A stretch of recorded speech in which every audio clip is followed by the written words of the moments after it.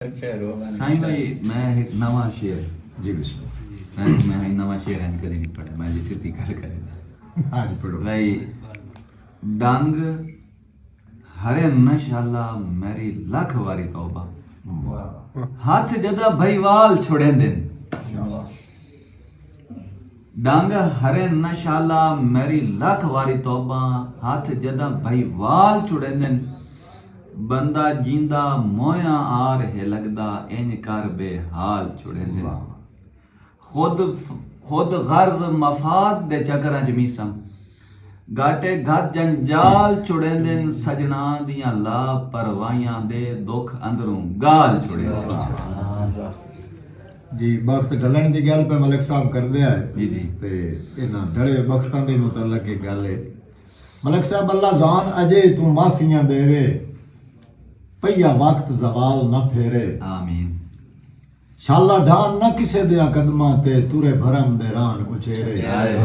आमीन ते ओदी पकड़ मसावा ला जावे मुठे शाह तकदीर बतेरे खोखरावा तो सदविंदे डेरियां ते जेड़े आप बनेंदे डेरे हाय हाय हाय हाय हाय हाय हाय साईं तेरा वादा हा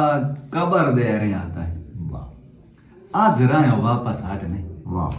सा थोड़ के हिन हज खत्म नहीं मैं मोया समझ के सट नहीं जिथे लोड़ आई तेरी उठे छोड़ू नहीं सा